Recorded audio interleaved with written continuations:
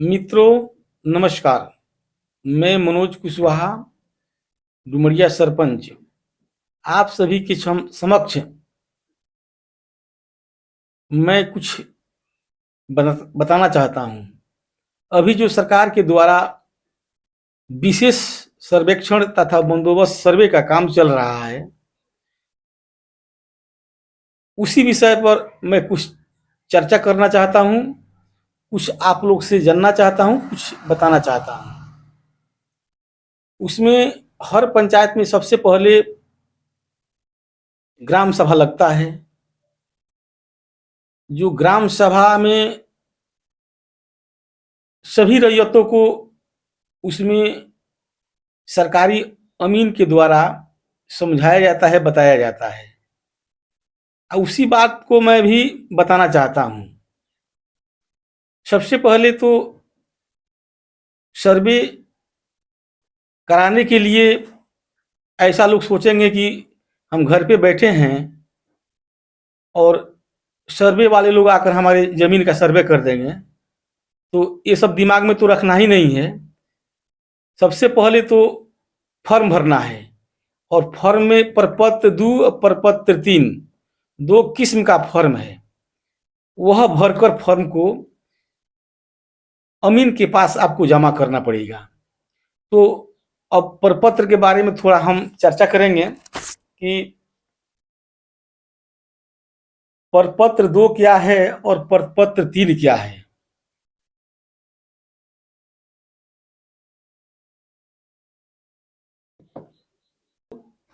जो है उसमें जमीन का ब्यौरा देना है।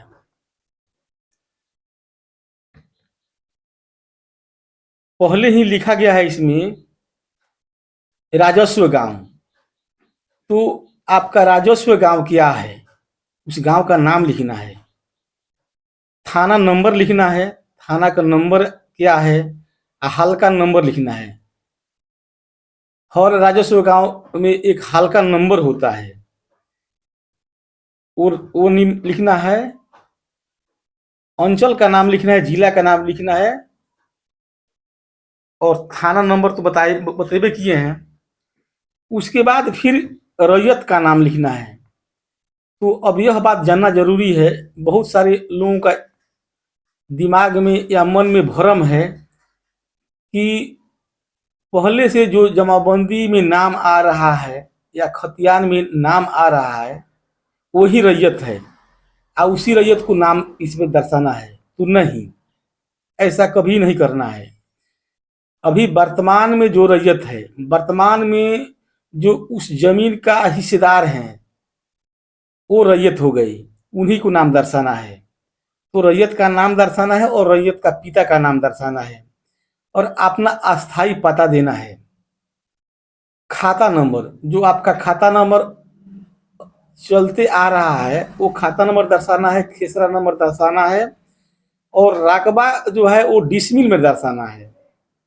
अब उसका चौहदी भी दर्शाना है। तो इस पर ध्यान रखना है कि चौहदी जो पहले का है वो नहीं दर्शाना है। अभी वर्तमान में चौहदी क्या है, वर्तमान में जो आपका जमीन का चौहदी है उसमें उत्तर दक्षिण पूर्व पश्चिम कौन है क्या है वही इसमें दर्शाना है।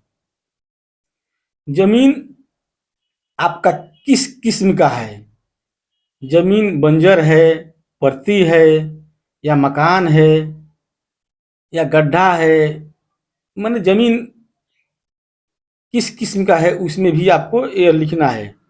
और लगान के बारे में दर्शाना है। तो लगान बहुत पहले से लोगों का लगान नहीं कट रहा है तो उसको अपडेट कराना है। यानी जो आपका ज़मीन है या क्या कहते हैं उसका जो रसीद है उसको अपडेट करना है। अपडेट कीजिएगा तो इससे स्पष्ट होगा कि ज़मीन अभी आपके ही पास है। नहीं तो हो सकता है कि 10 साल पहले का जमाबंदी है, आप 10 साल पहले आप रसीद कटाए हैं, हो सकता है कि बीच में आपका ज़मीन बिक गया होगा। तो जब आप अपडेट कराइएगा तो इससे स्पष्ट हो जाएगा कि जमाबंदी वो आप ही अभी उस ज़मीन का मालिक आप ही हैं। तो यह ज़रूरी है। और जमाबंदी संख्या उसमें लिखना है। जो जमाबंदी संख्या अभी तक चला आ रहा है वह लिखना है। भूमि पर आप दावा किए हैं, भूमि आप जोत कर रहे हैं, आप कब्जा किए हैं, तो उसका आधार क्या है, किस आधार पर आप जब कब्जा किए हैं, यह इसमें स्पष्ट करना है, लिखना है। यानी आपके पास कागज है, जो भी डॉक्यूमेंट्स है उस डॉक्यूमेंट्स के बारे में इसमें जिक्र कर देना है कि इसी आधार पर मैंने जमीन को अभी तक कब्जा किया हूँ। ये आपका प्रपत्र 2 हो गया। इसी के साथ एक प्रपत्र 3 है, जो वंशावली के बारे में, इस पर वंशावली के बारे में बताना है। जो आप देखिए, अब सबसे पहले तो ये मैं बताना चाहता हूँ कि वंशावली 2 प्रकार का बनेगा। एक तो आप स्वयं वंशावली बना सकते हैं, उसमें कहीं जाने की आवश्यकता नहीं है, न मुखिया के पास जाना है, न सरपंच के पास जाना है, न कोई अंचल में जाना है। आप एक सादा पन्ना पर आप जितने भी अभी वर्तमान में फरीकैन हैं, उस फरीकैन को सहमति से आप बैठकर, और जिस नाम से आपको जमीन चल रहा है या खतियान है या जमाबंदी है, वहीं से शुरू करना है। और उसके बाद वर्तमान में जो जीवित व्यक्ति हैं, यहाँ ला के स्टॉप कर देना है, रुक देना है। तो उसमें ये करना क्या है कि उसमें कहीं से बहन का नाम नहीं छोड़ना है। बहुत सारे लोग दिमाग में लगा रखे हैं कि बहन को छांट दिया जाए, तो ऐसा नहीं करना है। ये गलती कभी मत कीजिएगा। ये गलती करने पर बहन के द्वारा ऑब्जेक्शन किया जाएगा, तो आप इसमें फंस सकते हैं, या उसको भी रद्द कर दिया जाएगा। तो यह दिमाग में बहुत बात नहीं रखना है। बेटी बहन को भी नाम इसमें जोड़ना है। अगर उसका शादी हो गया है तो विवाहित कर देना है। शादी होने के बाद वो अगर मर गई है तो विवाहित लेकर उसमें मृत कर देना है। फिर उसी में एक बात और छुपा हुआ है।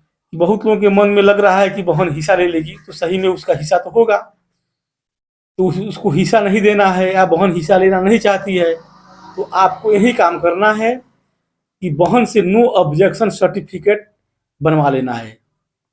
यानी नो ऑब्जेक्शन सर्टिफिकेट आपको कोर्ट में बन जाएगा, तो उसको वो दवा नहीं कर पाएगी। तो ये बात को ध्यान में रखना है कि उसको नाम जोड़ना है और नो ऑब्जेक्शन सर्टिफिकेट बनवाना है। बनवा लीजिएगा तो उसका हिस्सा खत्म हो जाएगा, वो हिस्सा आप लोगों के बीच में चला आएगा। यह हुआ एक वंशावली स्वयं को बनाना है। और दूसरा एक वंशावली बनाना है जो ग्राम कचहरी सरपंच साहब के माध्यम से बनेगा। तो उस वंशावली के बारे में मैं बता देना चाहता हूँ कि उसमें सबसे पहले आपको ध्यान रखना है कि ये जो फॉर्म है इसको भरना है। यह फॉर्म जो है माननीय सरपंच साहब के माध्यम से बनेगा, तो यह फॉर्म को भरना है। ये फॉर्म को कैसे भरना है, इसमें हम डिटेल से सभी चीज़ों को डिटेल से मैं बताऊंगा। इसमें ग्राम कचहरी आपका क्या है, कहाँ है, वो ग्राम कचहरी का जगह लिखना है। ग्राम कचहरी कहाँ है आपका, वो लिखना है। आपका ग्राम पंचायत कहाँ है वो लिखना है। प्रखंड कहाँ है, जिला कहाँ है, ये सब दर्शाना है। उसके बाद उसमें जो आप आवेदक जो होंगे, जो आवेदन कर रहे हैं, उस आवेदक का इसमें नाम लिखना है, पिता पति का नाम लिखना है, वार्ड लिखना है, ग्राम लिखना है, पोस्ट थाना पंचायत प्रखंड और जिला लिखना है। और जमीन और यह वंशावली क्यों आप बना रहे हैं वो दर्शाना है। तो आप जमीन सर्वे के लिए बना रहे हैं, तो जमीन सर्वे हेतु, जमीन सर्वे कार्य हेतु वंशावली बनाना है, ये आपको साबित करना है। अब देखिए, अब वंशावली का एक फॉर्मेट है, नीचे दिया गया है। इसमें ये जो फॉर्मेट है वंशावली का, तो इसी में आपको करना है कि जमाबंदी जिस नाम से आपको चल रहा है वहां से आपको शुरू करना है। अब वहां से पुत्र पुत्री उनका कितना है। फिर मान लीजिए कि अभी एक वंशावली हमारे पास रखा गया है, इसी को मैं उदाहरण के रूप में देता हूँ। जैसे कि जानकी राय है, और जानकी राय के दो लड़के हैं, बड़ाई रावत और मंगल रावत।